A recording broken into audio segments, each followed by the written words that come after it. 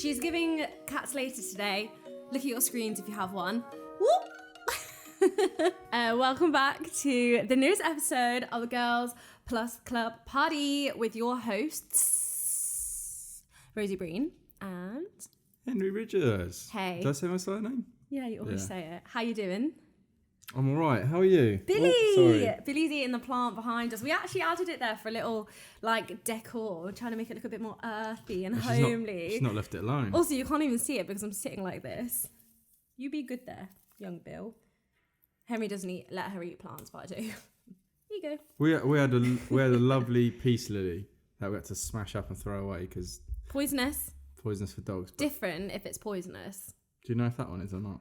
No, it's not. I've Googled all of them. What's it called? Not sure. But I know it's not. I did check. Because I also checked for Paige. We bought the same plant for Paige. We still have it 1 year later. Well, not a year, like 6 months. But we still have it because I bought her a massive plant. And I was actually being really like if you're in the plant industry, like if you're on the market and you own plants, you'll understand that big plants are quite expensive and it's way worthwhile buying a small plant and growing it yourself. You also become... Sorry, Billy, you're distracting us. You're distracting us. Right, plants. Let me tell you the plant stuff. My plant theory. You're obviously better off buying it cheaper and smaller and growing it yourself because you become more emotionally invested as well, right? Emotionally invested, so you're going to look after it better, like long term. It's like a no-brainer. But I was feeling very generous that day, and it's Paige, and I just want to give her like the best of the best with everything. Like when it comes to giving my friends presents, I just want them to have the world, and I just want them to feel like so happy and good. So I bought her a massive one, so bloody big that it's actually too big to transport to her house without a car. And I'm not driving to East London from Berkshire because it'll probably take me 3 hours each way. Anyways, long story short, we've still got her plant and we're just looking after it. We've killed it once, but we've brought it back to life. I say we. Yeah, we're looking after it. We killed it and we brought it back to life.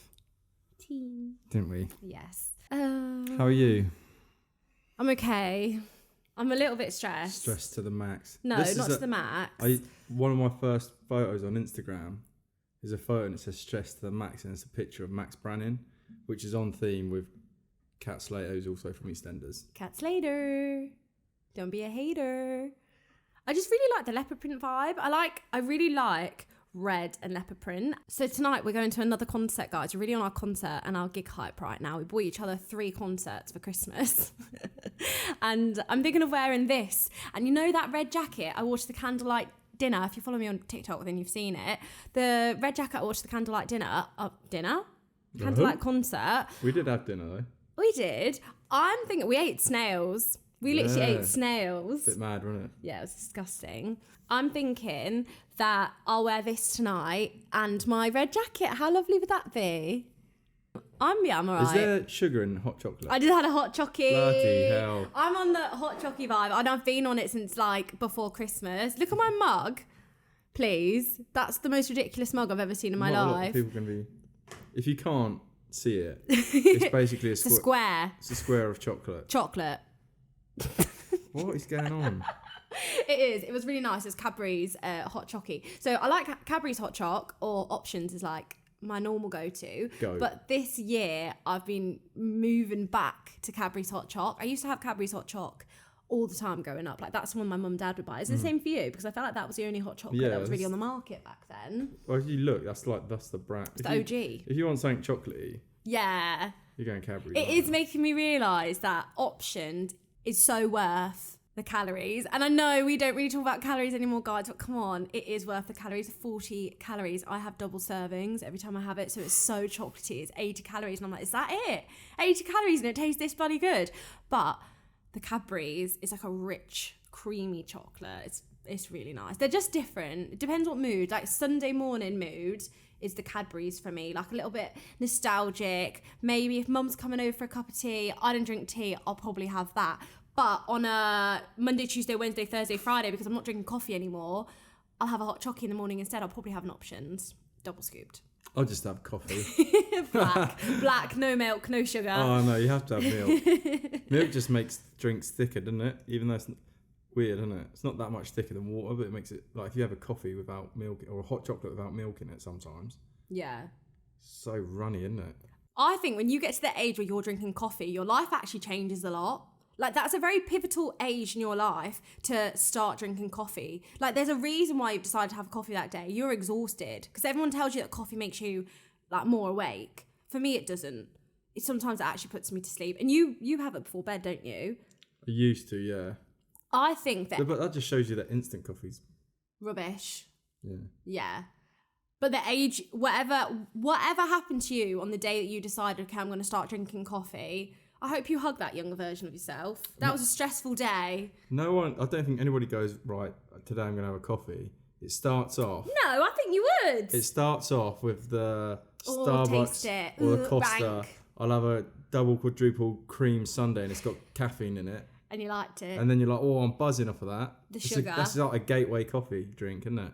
Oh, see, that wasn't what it was for me. Did you not? I used to, mum and dad go Costa, I'd be like, I get a frappe, but no coffee, only chocolate.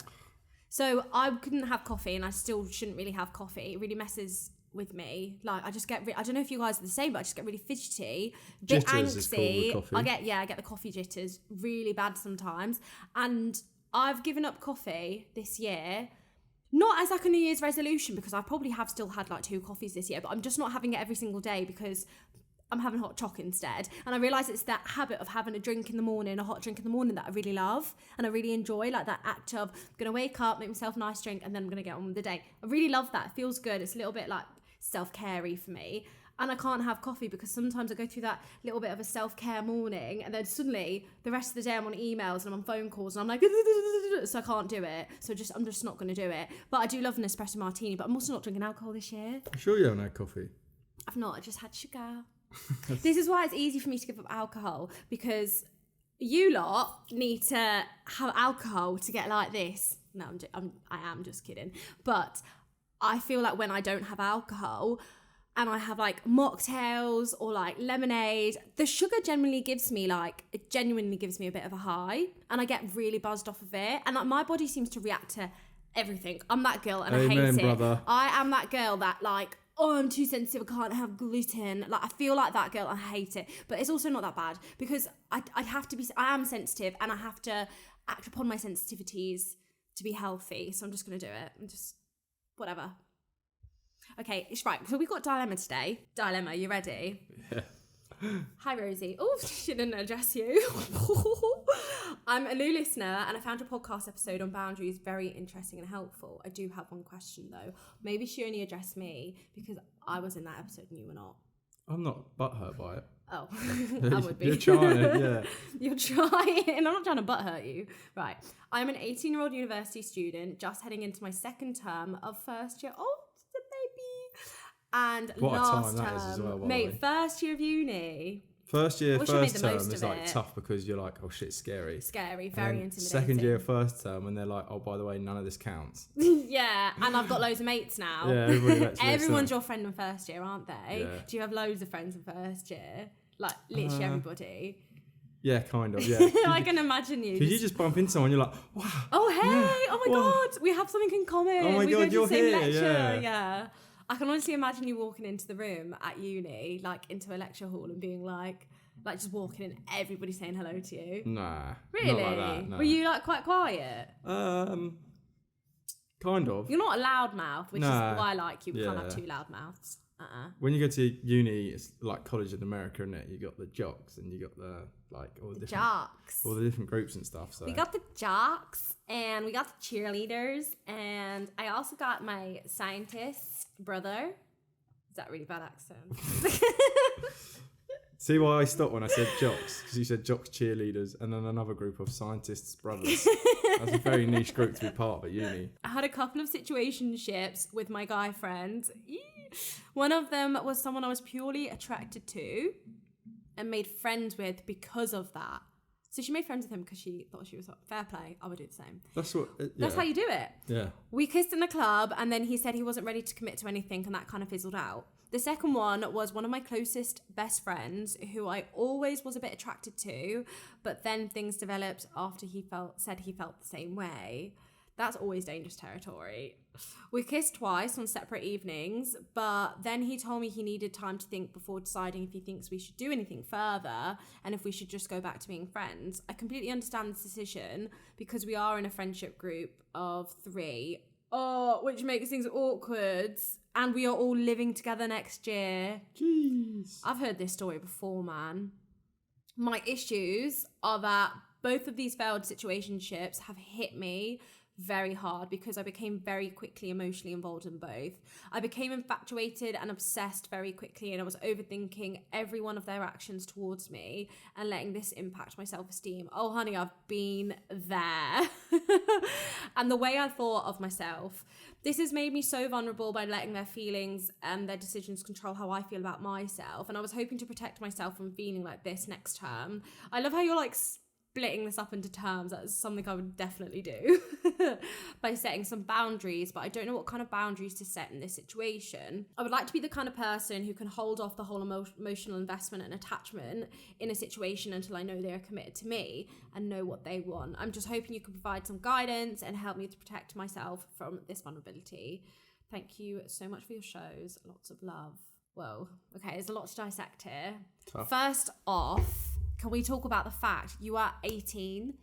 I know it's so irritating when someone says to you, you're 18, you're so young. Honestly, whenever someone said that to me, I wanted to punch you in the face, Henry. Like, it's so annoying. You're like, yeah. It's like, go away. So I'm not going to say that to you, but I did want you to hear that, because as a 27-year-old, I look back 9 years ago when I was 18, and I do feel like she was a baby and she really didn't, like, I didn't have a clue. I really didn't know. And it's not a case of your lack of awareness or your lack of experience is going to be a detriment to you.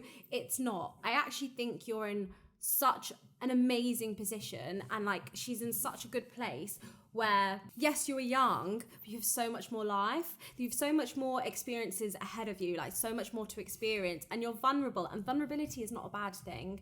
I think the way I would approach setting boundaries is understanding what boundaries you don't have first. So with these guys, like, are you... That's like quite a broad term, isn't it? Set boundaries. So yeah, super broad. It's easy. That's like, yeah.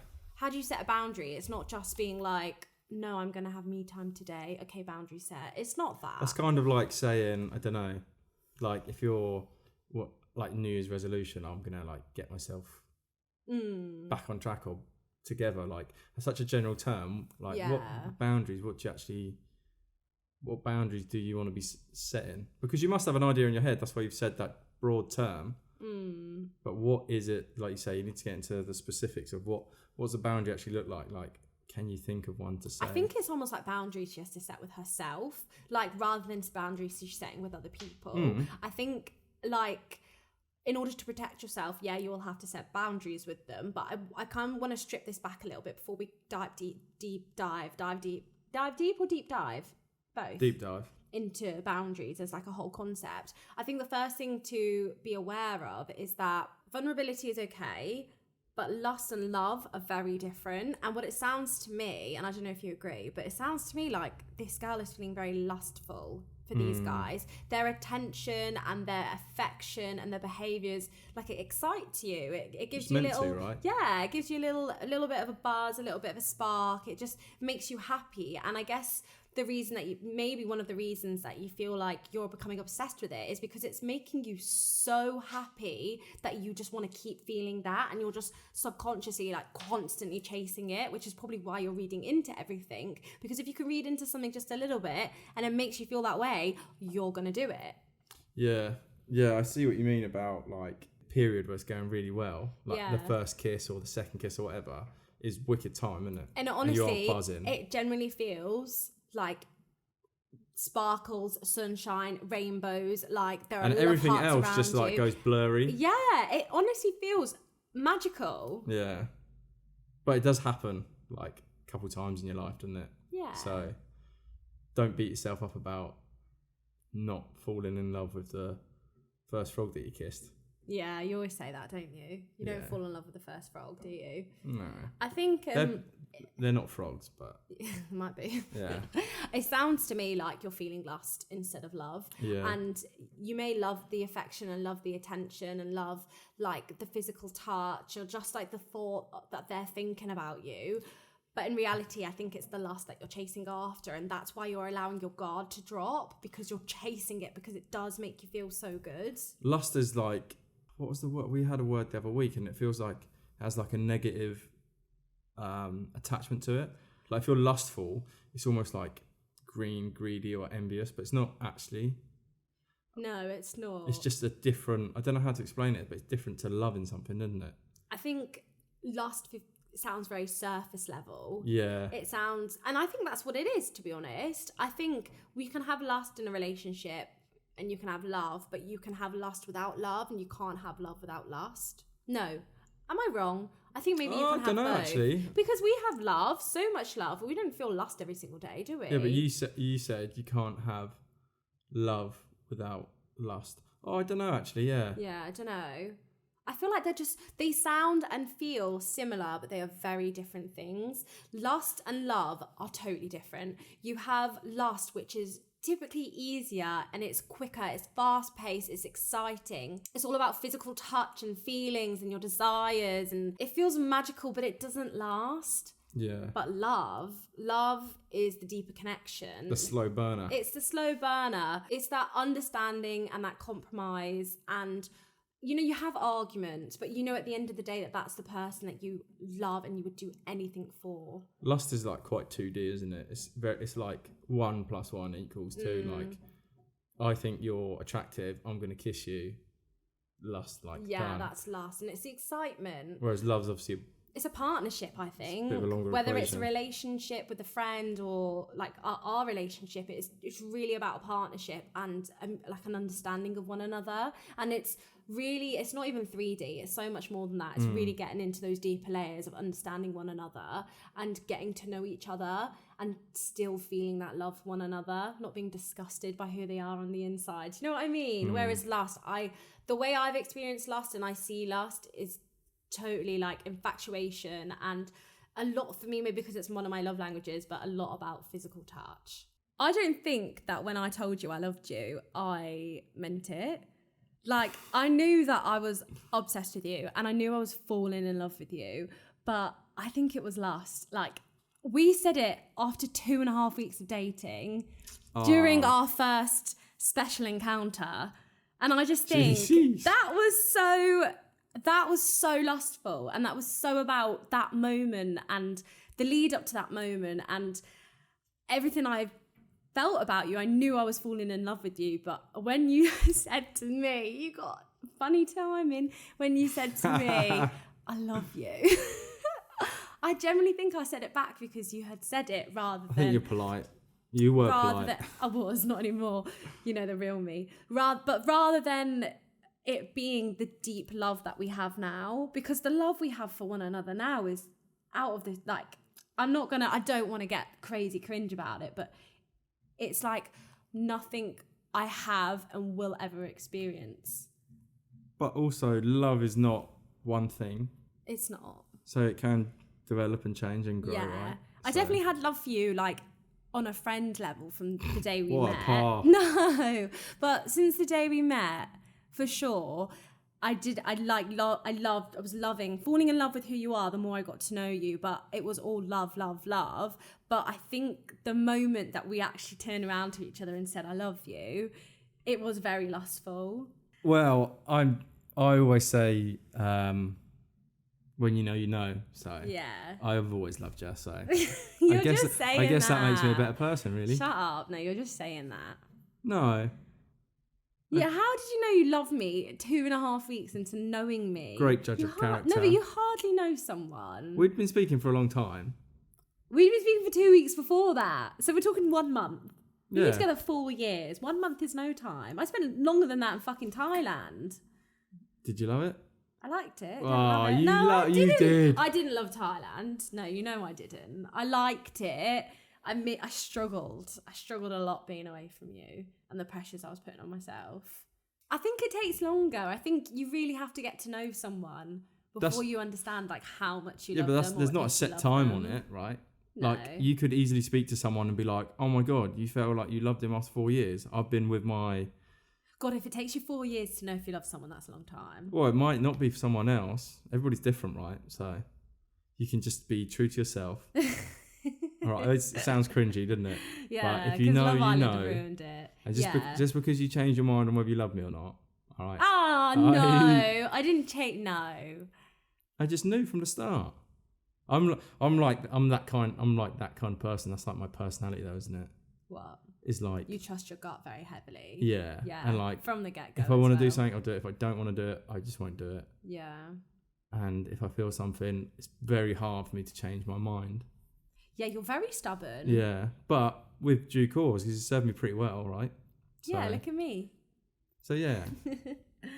So why do you love me? Well, mate. Right, I'm kidding. We did that for ages. Oh my God, yeah, because I love hearing it. I love constant It'd just be like, we'd be like just nodding off in bed or something, or chilling on the sofa. Oh, I love you. Right, TV, pause, turn around, lights on. So, why do you love me? Give me a list. What reasons? I gave you loads the other day. You've not said one thing. You just said you love me. I remember when we were like dating a year, I do like reassurance, like verbal reassurance, and I would write things down and be like, these are the reasons I love you. I just wanted to let you know, because I also wanted you to do it in return. And I would obviously. And you were like, I love you so much too. Your hair is so shiny. I'd be like boys' response, wouldn't I? Like, you're fit and funny. Yeah, it'd be so like. And then I'd be like, that's level. 2 things. How many things do you want? So how are you saying that you love me after 2 weeks of knowing me, and your I love yous were so surface level? Because words don't exist to describe it. So. Fuck's sake. You've actually got it. Right, sorry. To our lovely little lady. I think. How do you set boundaries? Do you know what? I've been in a really similar situation, and I kind of struggled with this a lot growing up. And I realised that my relationships, I was kind of leaning on them to fill a void.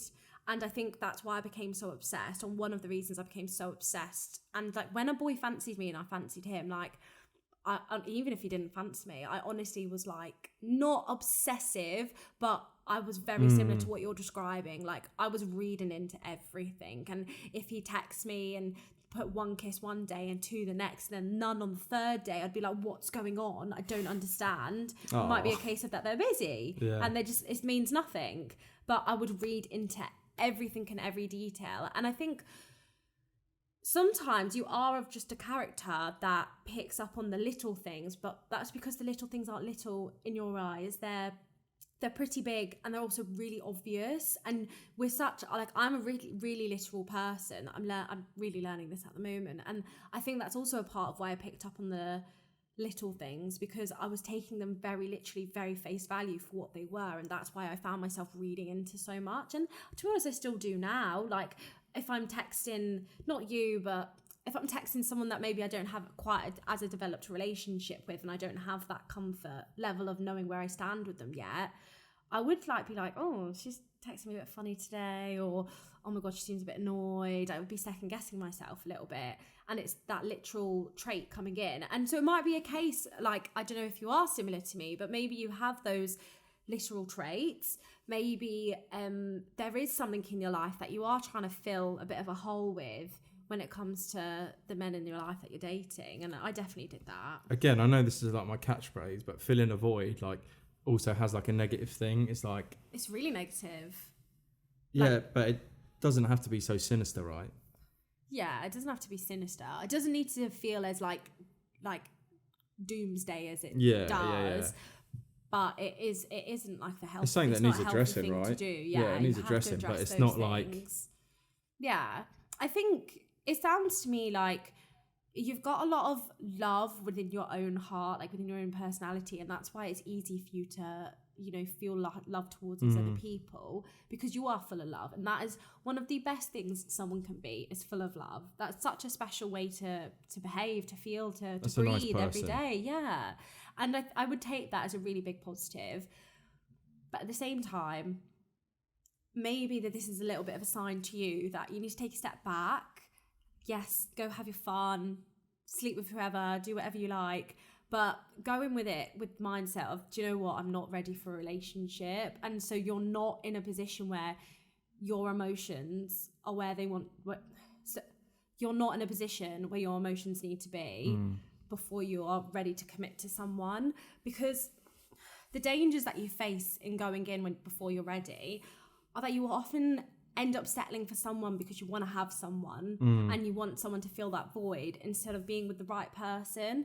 And the knock-on effects, wasting your time with the wrong person, oh my God, they're massive. They can really, they have the weight and the power to really impact your life, like that, those kind of knock-on effects. So you just want to make sure that you're taking that step back and maybe start dating yourself. And I know I've talked about this before. We've talked about solo dating, and yeah, you might feel like I'm at uni, I'm old enough, I'm ready to have a fucking boyfriend. Like I just want to have a boyfriend. It's in those moments that I actually wish that I grabbed myself the most and was like, hold on, you need to date yourself a little bit, because what you're looking for is actually something that you can give yourself. And there is nothing a man can do that a vibrator cannot. So you Bloody hell. You will be fine for a couple of years. I'm just waiting for you to get driven up to Manchester by a vibrator, mate. When you're being a passenger princess. Oh, fuck's sake. No, but I think I am like projecting, like talking a little bit to my younger self right now. But I think it's because I've really related to what you've said to me. And so I think it's important to spend a little bit of time by yourself. And okay, let me explain the reasons why. You want to spend a bit of time by yourself and dating yourself because it will teach you the value of your own time. And when you know understand the value of your own time, you understand how much time you want to share with others. That's quite a big boundary, isn't it? Yeah, massive. Allocating your time. Yeah. And the time that you give yourself, it's not just your time, it's also your energy. And your energy, you've got to protect your energy. Like we've all seen those quotes, we've all seen those posters, like protect your energy, sis. Like, yes, we're talking energy, like Rosie was really hyper at the start of this episode because she had loads of energy from the sugar, but we're also talking energy. But we're also talking energy as in your well-being and your peace, like yourself. So protecting your energy is not wasting your energy and not sharing your energy with people who drain it. Yeah, it's just you don't want to like drain your resources on someone that's not worth it because you don't find out that's the case until it's too late and you're Another really important thing to know, guys, is if you have to convince someone that the reasons to love you or the reasons to like you or the reasons to date you and they umming and ahhing and they're not sure, they are not the right person for you. Because the right person for you will come to you and they will say, I just fucking know. When you know, you know. Like Henry did. And 2 weeks into our relationship, I just know. But before that, like, I'd obviously dated other girls and stuff. Had you ever said that before? What? When you know, you know. Had you said that before? Well, I think I've used that throughout my whole life, probably. Yeah, but have you used that with across the board? I wouldn't be able to... You're actually beating around the bush here, I don't know. You know. No, I haven't. You have. Are you weighing up the risk versus reward here? I'm thinking, how will she ever find out? No, I'm not. I've done that before in the past, and you look back afterwards and you're like, you are such... What a plonker, like. Oh, don't be mean to yourself about it, though. No, but you just think, like you said about your younger self, you just want to, like, pull them to the side and be like, actually take a step back from your... Look at what you're trying to achieve. You're trying to convince... And by having time by yourself and getting to know yourself better, you can have those chats with yourself in real life when someone says, oh, I had a really nice date, can we go out again? And they say, oh, yeah, sure. And they don't say, yeah, sure, what day are you free? Yeah, you pick there's up a difference. And you're like, oh, actually, I don't Forget it. Yeah, okay. I know where this road goes. Yeah. I know that I don't want this. So when it comes to protecting your energy and protecting your time, the reason I talk about this is because you learn actually to respect yourself a little bit better in the process because you're respecting that time that you have. And when you respect your own time, again, you respect your own energy and you start to respect the time that you aren't spending with other people and you start to think about how you can spend it in a better way for yourself, right? And I think all of these little things, and they're things that you can achieve with daily habits, with daily tasks, like daily to-do lists, all these little things of 20 minutes, like coffee break by myself, going for a nice walk by myself, like all these things and having these open conversations with yourself that go towards you having a better overall relationship with yourself. And when you have that better relationship with yourself, you naturally start to put those boundaries in place of being like, okay, you messed me around the last two times I was going to see you, and you didn't show up to our last date, so I'm actually just going to cut the cord here. Or, okay, I organised the last date. It would actually mean quite a lot to me that you organise the next day. And that's in that moment you're respecting your time and your energy that's gone in, and communicating what you would like reciprocated. And honestly, I think your mind just changes and you have a total shift into how you approach dating and how you're going to allow dating to make you feel and how you're going to allow men to make you feel. Because men, very sadly, have the power to make you feel like absolute shit even when they hardly know you. Or women. No. Oh, what? Or make you feel really good. Yeah, boys. Yeah, right. But I do feel for you. Like, I do really feel similar when it comes to... It's good that you're aware about this at 18, right? Yeah, really good. God, I was not aware. I didn't even know what void was. Yeah, it's good. Yeah, you're showing good signs of self-awareness. Okay, I really hope that helped. Thank you guys so much for listening. Yeah, that was good, wasn't it? Apart from... You've not questioned about 2 months of our relationship now. I've got to go have a self-love date, I think. No, stop. Go get your hair cut. Yeah, go to the bar. I'm only saying that because he's actually going to go get his hair cut. Like, not being nasty. But it was really good. Yeah, it's really good to talk about. I obviously love you. Right, we'll see you guys next time. Bye. Bye.